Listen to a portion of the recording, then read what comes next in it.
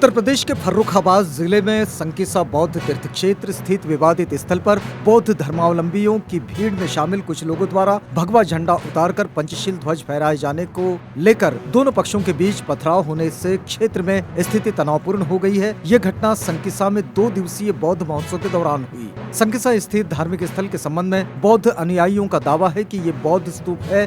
वहीं सनातन धर्मियों का दावा है कि धार्मिक स्थल पर मां बिसारी देवी का प्राचीन मंदिर है। मंत्रिमंडल ने केंद्र सरकार के कर्मचारियों और पेंशन भोगियों के लिए महंगाई भत्ता और महंगाई राहत 3% बढ़ा दिया। देश के 1 करोड़ से ज्यादा कर्मचारियों पेंशनरों को ये दिवाली सौगात है। अब उन्हें कुल 31% डीए मिलेगा। कैबिनेट बैठक की समाप्ति के बाद केंद्रीय मंत्री अनुराग ठाकुर ने ये घोषणा की।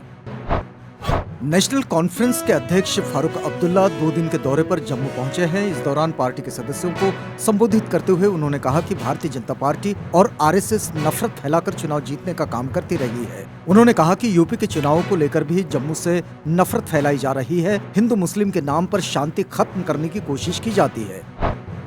बहुजन समाज पार्टी के राष्ट्रीय अध्यक्ष मायावती ने लखनऊ की सभा में कहा था कि वो कभी भी किसी भी वक्त कोई भी विधानसभा में पहुंच सकती है, बशर्ते पार्टी के कार्यकर्ता संगठन का काम पूरा कर लें। मायावती के इस दिशा निर्देश के बाद पार्टी कार्यकर्ता बूथ और सेक्टर लेवल तक संगठन को मजबूत करने में जुटे हैं। पार्टी में उच्च पदस्थ सूत्रों के अनुसार जल्द ही बहुजन समाज पार्टी के अध्यक्ष मायावती प्रदेश में कुछ विधानसभा पर औचक निरीक्षण कर सकती है। यूपी में बढ़ती महंगाई के बीच खेल, युवा कल्याण और पंचायती राज मंत्री उपेंद्र तिवारी ने एक बेतुका बयान दिया है। जालौन में उन्होंने कहा कि देश की 95% जनता डीजल पेट्रोल का उपयोग नहीं करती है। कुछ ही लोग डीजल पेट्रोल का उपयोग करते हैं। देश में डीजल पेट्रोल के दामों में किसी प्रकार की कोई बढ़ोतरी नहीं हुई है। विपक्ष इसका प्रोपेगेंडा बनाने में लगा हुआ है।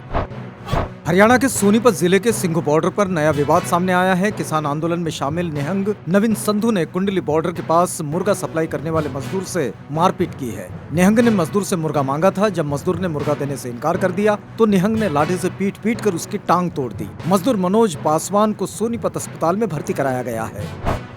क्रूज ड्रग्स मामले में बॉलीवुड के सुपरस्टार शाहरुख खान के बेटे आर्यन खान की मुसीबतें कम होने का नाम नहीं ले रही है। आर्यन खान की न्यायिक हिरासत एक बार फिर बढ़ा दी गई है। अब आर्यन खान 30 अक्टूबर तक ऑर्थर रोड जेल में ही रहेंगे। एनसीबी कोर्ट ने आर्यन खान समेत सभी 8 आरोपियों की न्यायिक हिरासत बढ़ाई है। किसानों द्वारा बीते 11 महीने से दिल्ली की सीमाओं पर प्रदर्शन कर रहे किसानों को सुप्रीम कोर्ट ने रास्ता छोड़ने के लिए कहा है। इसके बाद दिल्ली गाजियाबाद के बॉर्डर यानी यूपी गेट पर हलचल दिखाई दी। यूपी गेट पर फ्लाईओवर के नीचे सर्विस लेन से किसानों ने अपने टेंट हटा लिए हैं। कांग्रेस महासचिव प्रियंका गांधी ने आगरा में मृतक सफाई कर्मी अरुण वाल्मीकि के घर जाकर उनकी पत्नी और मां से मुलाकात की। अरुण की आगरा पुलिस की कस्टडी में मौत हुई थी। प्रियंका उनके घर में करीब 50 मिनट तक रही। अरुण की पत्नी सोनम और मां कमला ने रोते हुए उन्हें पुलिस की बर्बरता की कहानी बताई तो प्रियंका की आंखों में आंसू आ गए। उन्होंने सोनम का हाथ पकड़कर गले लगाकर ढाढ़स बंधाया। प्रियंका ने पीड़ित परिवार को आर्थिक मदद और कानूनी लड़ाई में सहयोग का आश्वासन दिया। साथ ही परिवार की 2 बेटियों की शादी का खर्च उठाने का भरोसा दिलाया। उत्तर प्रदेश में कुछ ही महीनों में विधानसभा चुनाव होने हैं, लिहाजा इससे पहले सभी सियासी दलों ने समाज के सभी वर्गों को साधने की तैयारियां शुरू कर दी है। वहीं अब कांग्रेस ने राज्य में होने वाले चुनाव को लेकर बड़ा ऐलान किया है। कांग्रेस की महासचिव और यूपी की प्रभारी प्रियंका गांधी ने ऐलान किया है कि अगर राज्य में कांग्रेस की सरकार बनती है तो सरकार महिलाओं को स्कूटी और स्मार्टफोन देगी। भारत ने कोरोना वैक्सीनेशन के मामले में स्वर्णीय इतिहास रच दिया है। नए मील के पत्थर को पार करते हुए देश में वैक्सीनेशन का आंकड़ा 100 करोड़ के पार पहुंच गया है। नीति आयोग के सदस्य डॉक्टर वीके पॉल ने भारत के लोगों और स्वास्थ्य कर्मियों को बधाई दी। उन्होंने कहा कि भारत में टीकाकरण कार्यक्रम शुरू होने के बाद से केवल 9 महीने में एक उपलब्धि किसी भी राष्ट्र के लिए 1 बिलियन खुराक के निशान तक पहुँचना उल्लेखनीय है। राष्ट्रवादी कांग्रेस पार्टी के नेता मलिक ने कहा कि मुंबई में भारतीय जनता पार्टी फैला रही है आतंकवाद। क्रूज ड्रग पार्टी मामले में जब से कार्रवाई हुई है तब से भाजपा और महाराष्ट्र सरकार आमने सामने है। राष्ट्रवादी कांग्रेस पार्टी के नेता और महाराष्ट्र के मंत्री नवाब मलिक ने आरोप लगाया कि भारतीय जनता पार्टी और नारकोटिक्स कंट्रोल ब्यूरो यानी कि एनसीबी मुंबई में आतंकवाद फैला रहे हैं। उन्होंने दावा किया कि जहाज से प्रतिबंधित दवाओं के कथित बरामदगी से संबंधित मामला फर्जी था। जो भी इस मामले में गिरफ्तार हुए वो सिर्फ व्हाट्सएप चैट के आधार पर की गई थी। साथ ही उन्होंने केंद्रीय एजेंसी के जोनल निदेशक वानखेड़े की व्हाट्सएप चैट की जांच करने की अपनी मांग को फिर से दोहराया। मध्य प्रदेश में भिंड जिले के बबेड़ी गांव में भारतीय वायुसेना का मिराज 2000 विमान क्रैश हो गया है। हादसे में पायलट घायल हो गया। गांव वालों ने इस दुर्घटना की सूचना पुलिस तक पहुंचाई। पुलिस अफसर मौके पर पहुंच गए हैं। हादसे की सूचना एयरपोर्ट अफसरों को भेजी जा चुकी है। ये घटना बेहड इलाके में हुई है। नई पार्टी के गठन का ऐलान कर कैप्टन अमरिंदर सिंह ने पंजाब में सियासी सरगर्मी बढ़ा दी है। अगले हफ्ते अमरिंदर सिंह कांग्रेस को अलविदा कर सकते हैं। इसके बाद कैप्टन अमरिंदर सिंह अपनी नई पार्टी की आधारशिला रखेंगे। अन्य दलों के नाराज नेताओं को कैप्टन साधने में जुटे हुए हैं। आशंका जताई जा रही है कि पंजाब कांग्रेस में फूट पड़ सकती है। सिद्धू चन्नी विवाद अमरिंदर को संजीवनी दे सकता है। यही वजह है कि कांग्रेस नेताओं की चिंता बढ़नी शुरू हो गई है। कैप्टन ने कहा कि उनके संपर्क में कई विधायक हैं। उन्होंने ये भी स्पष्ट किया कि वह वापस कांग्रेस में नहीं जाएंगे और गठबंधन भी नहीं करेंगे।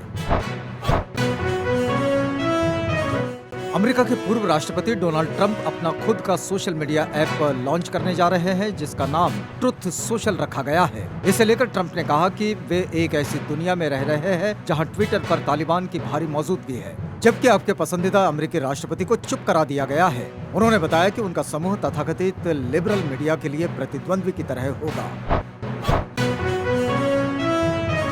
टोक्यो ओलंपिक के कांस्य पदक विजेता पहलवान बजरंग पुनिया ने घुटने की चोट से उबरने के बाद ट्रेनिंग शुरू कर दी है। हालांकि वह 2022 के लिए खुद को अच्छी तरह से तैयार करने के लिए उत्तर प्रदेश के गोंडा में 19 से 21 नवंबर तक होने वाली राष्ट्रीय चैंपियनशिप में नहीं खेलेंगे।